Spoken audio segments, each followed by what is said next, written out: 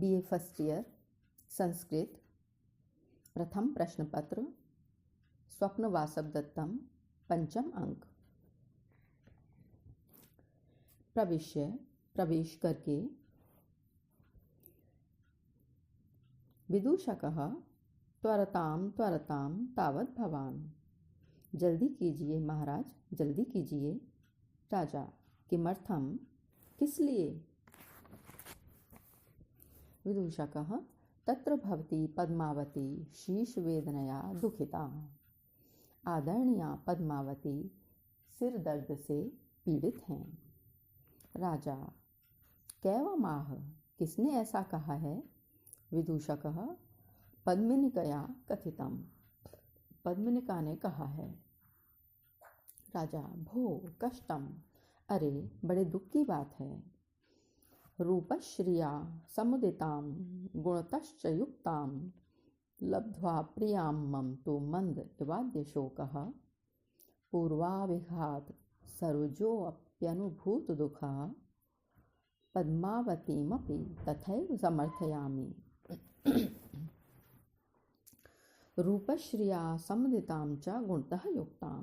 रूपश्रिया, रूप संपत्ति से समुदितां, संपन्न, गुणतश्च युक्तां, और गुणों से संपन्न। प्रियाम लब्ध्वा, प्यारी पत्नी पद्मावती को प्राप्त करके।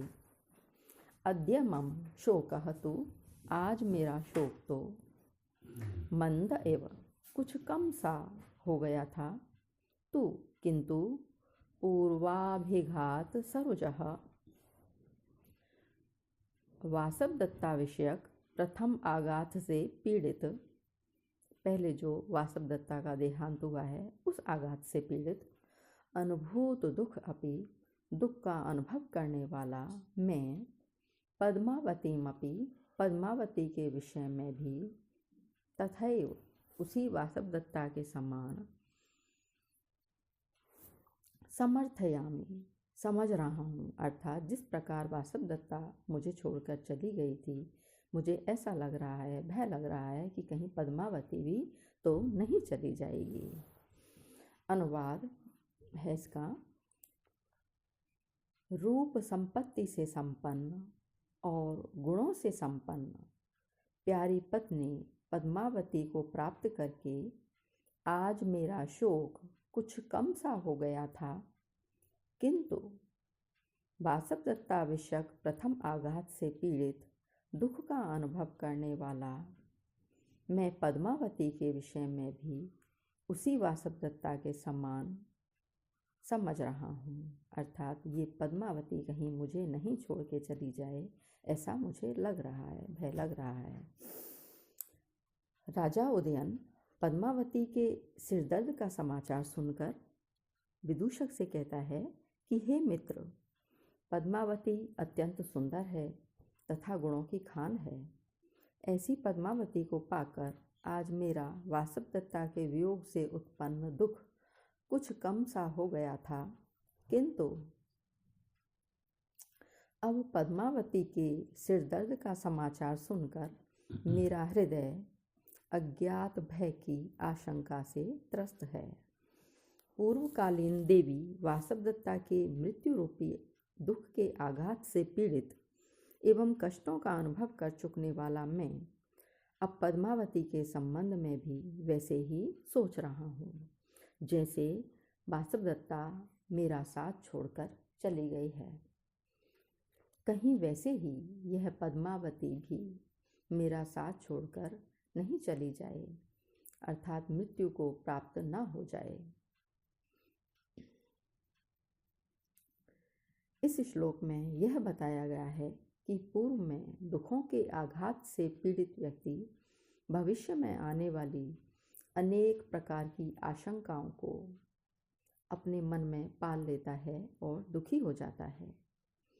अत्यधिक प्रेम अनिष्ट की आशंका पैदा करता है। जैसा कि कहा है, अति स्नेह पाप शंकी।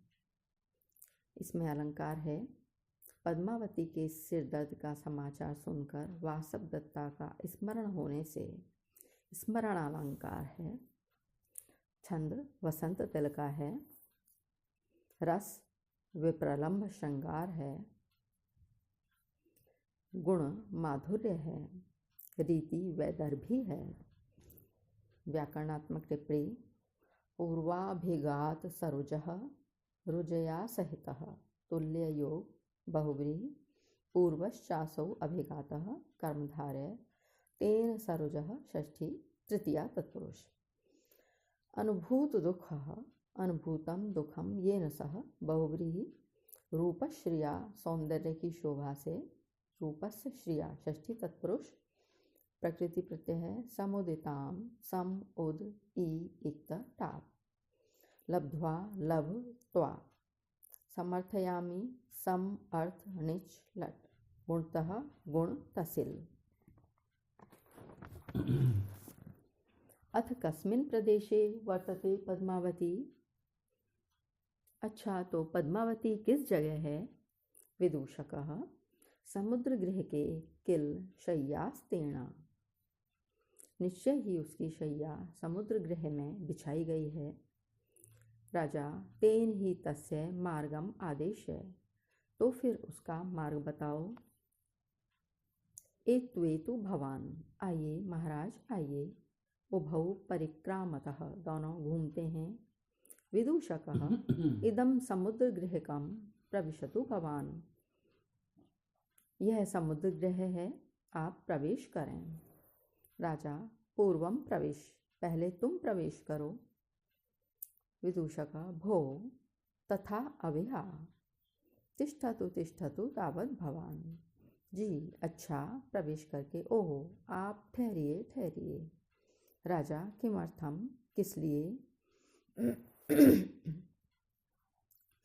एष खलु दीपप्रभाव सूचित रूपो वसुधातले परिवर्तमानः अयं काकोदरः।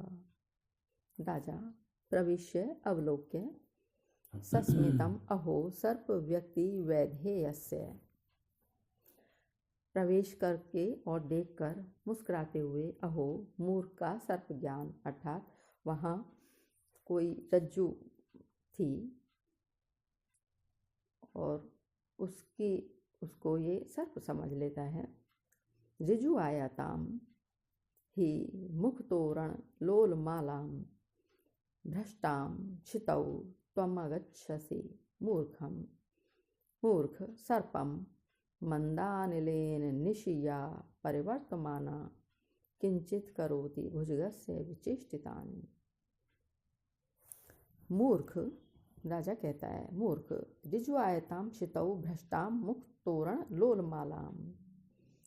हे मूर्ख, ऋजु आयताम सीधी तथा लंबी, शितौ धरती पर, भ्रष्टाम गिरी हुई, मुख तोरण लोलमालाम मुख्य दरवाजे पर लटकने वाली चंचल माला को तुम ही निश्चित रूप से सर्पम सर्प अवगच्छसि समझ रहे हो। या जो माला निशि रात्रि में मंदानिलेन मंद मंद वायु से परिवर्तमाना हिलती हुई, किंचित कुछ कुछ भुजगस्य सर्प की सी विचेष्टितानि चेष्टाएं करोति कर रही है। अनुवाद है इसका।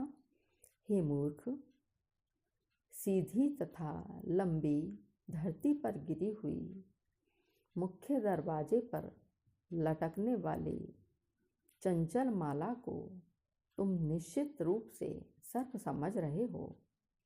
जो माला रात्रि में मंद मंद वायु से हिलती हुई कुछ कुछ सर्प की सी चेष्टाएं कर रही है। राजा उदयन विदूषक की सर्प संबंधी मिथ्या भ्रांति का निवारण करते हुए कहते हैं कि हे मूर्ख, जिसे तू सर्प समझ रहा है वह सर्प नहीं है, बल्कि वह तो माला है जो पद्मावती के विवाह के अवसर पर समुद्र गृह के मुख्य द्वार पर शोभा करने के लिए बांधी गई थी, किंतु अब वही माला सूख कर धरती पर सीधी तथा लंबी होकर गिर पड़ी है, जो कि रात्रि में चलती हुई हवा से इधर उधर ढुलकती हुई कुछ कुछ सर्प की सी क्रियाओं को कर रही है। उसी कारण तुमने इस माला को सर्प समझ लिया है। वस्तुतः यह सर्प नहीं बल्कि माला है।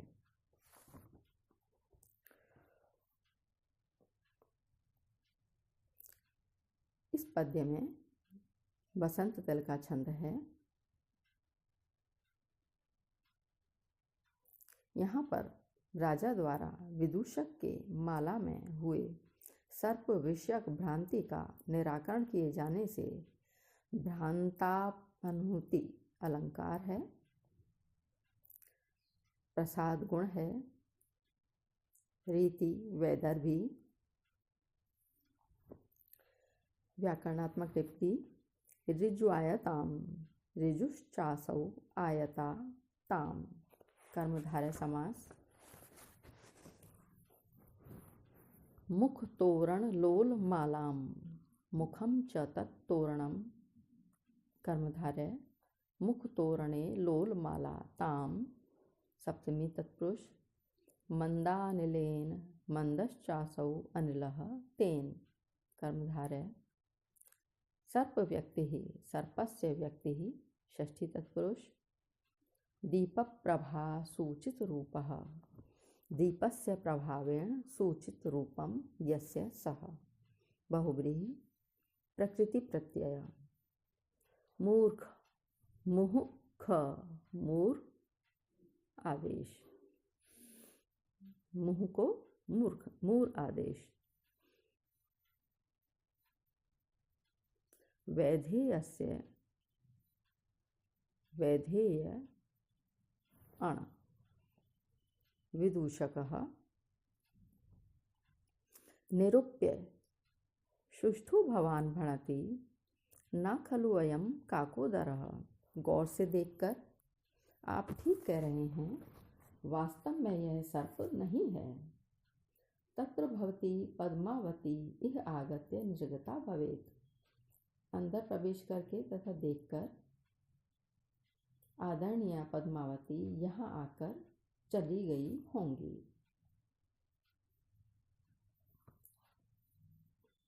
राजा वयस्य मित्र अनागतया भवितव्यम। मित्र आई नहीं होंगी। विदूषकः कथम भवान जानाति, आप कैसे जानते हैं। राजा किमत्र ज्ञेयं पश्य, इसमें जानने की क्या बात है, देखो। आगे राजा श्लोक बोलते हैं। आज का गृह कार्य है विदूषक का चरित्र चित्रण कीजिए स्वप्न वासव दत्तम के अनुसार। समाप्त।